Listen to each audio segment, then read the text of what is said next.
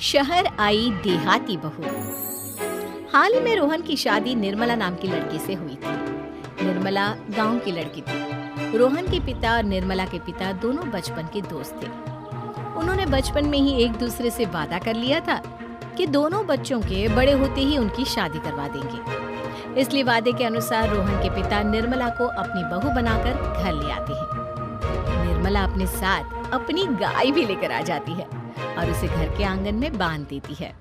अरे ये क्या माँ, भाभी तो गाय भी लेकर आई है हमारे घर में। अभी घर में गाय बंधी देखकर आस पड़ोस के लोग तो हमारा मजाक उड़ाएंगे ना। हाँ बेटा, तू ठीक कहती है, लेकिन क्या करूं मैं, तू तो जानती है तेरे पिता किसी की नहीं सुनते। अरे ये क्या निर्मला, तुम अपने साथ गाय क्यों लेकर आई हो? आपके शहर में पैकेट वाला मिलावटी दूध मिलता है ना, लेकिन मुझे तो रोज ताजा दूध पीने की आदत है। गाय लाकर मैंने ना बहुत अच्छा किया है। अब हम सब रोज ना गाय का ताजा ताजा दूध पियेंगे। अरे ये सब तो ठीक है, लेकिन तुम ध्यान रखना कि तुम्हारी गाय की वजह से आस पड़ोस के लोगों को कोई तकलीफ ना हो। हाँ, मैं सब देख लूंगी, आप चिंता ना करें। कुछ दिन बीत जाते हैं। फिर एक दिन, चल बहू, आज हमें बाजार से सब्जी खरीदने जाना है। उसके बाद सुनीता निर्मला को बाजार में ले जाती है। सब्जी के महंगे दाम देखकर निर्मला के तो होश उड़ जाते हैं। ये क्या माँ जी, 1000 रुपए की सब्जी, ये तो बहुत ही ज्यादा है। अब क्या करे बहू, शहर का तो यही हाल है। ना ना ना, मैं इस तरह पैसों की बर्बादी बर्दाश्त नहीं कर सकती। अब से ना हम इस बाजार से सब्जी नहीं खरीदेंगे। फिर अगले दिन निर्मला घर के आंगन की मिट्टी खोदकर वहाँ तरह तरह की सब्जियाँ लगा देती है। अरे काव्या, तेरी भाभी तो बहुत अजीब है, उसने तेरे पूरे आंगन को खेत बनाकर रख दिया। मेरी समझ में नहीं आता तुम लोग इस लड़की को कहाँ से पकड़ कर लाए हो। अरे सब मेरे पिताजी का किया धरा है।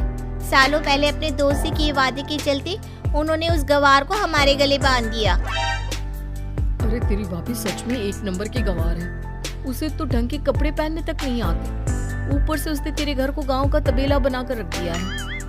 उन औरतों की बातें सुनकर काव्या को बहुत बुरा लगता है। फिर वो अपने भाई रोहन से इस बात की शिकायत करने लगती है।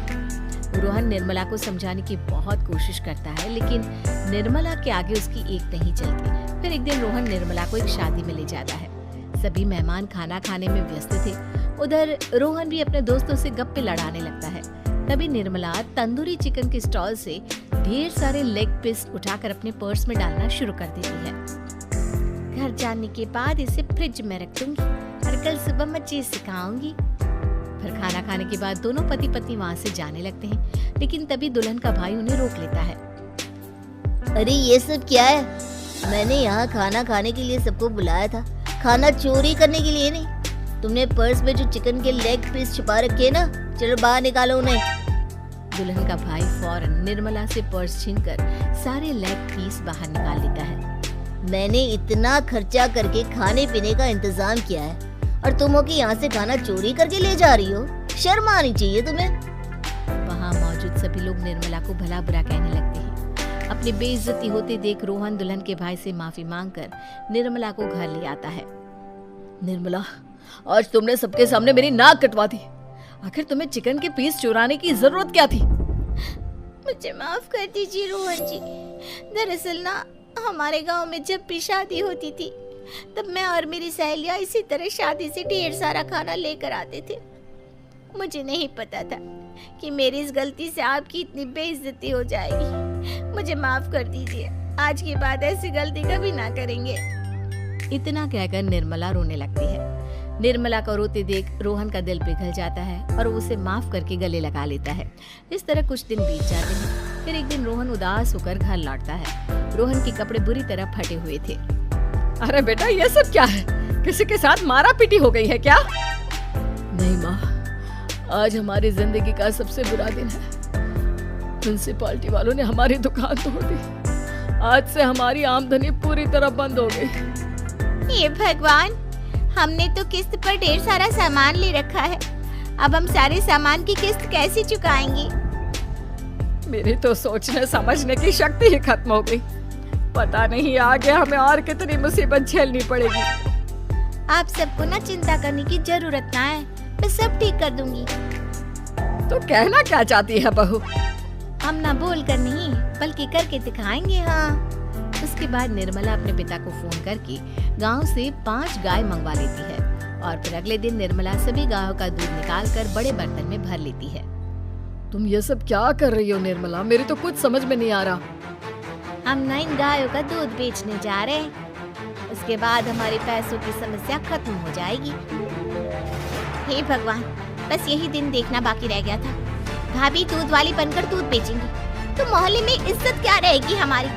सभी लोग हमें तरह तरह के ताने मारेंगे। आप ना ऐसी बेकार की बातें ना करो काव्या जी।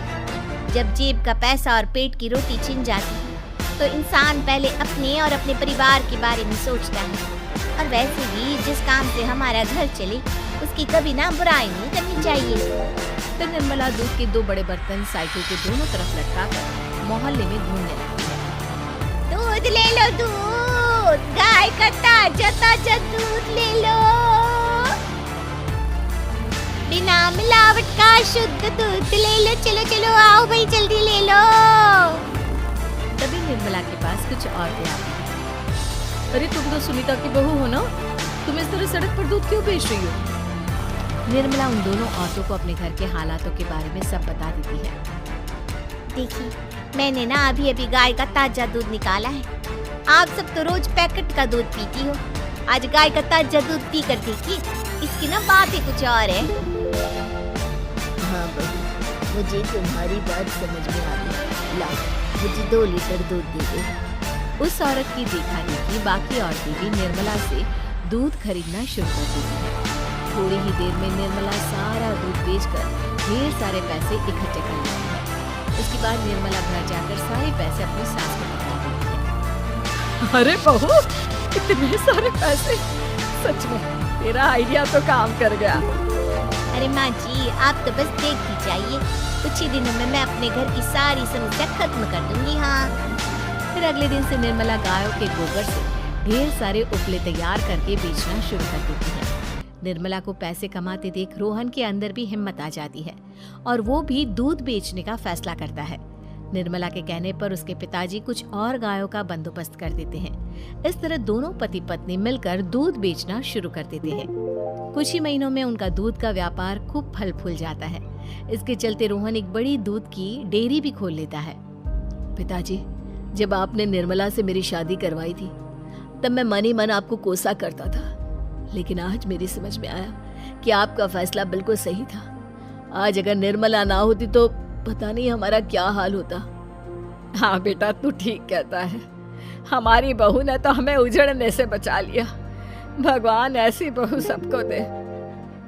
इस तरह निर्मला की समझदारी के चलते सब कुछ ठीक हो जाता है और वो सभी हंसी खुशी अपना जीवन जीने लगते हैं।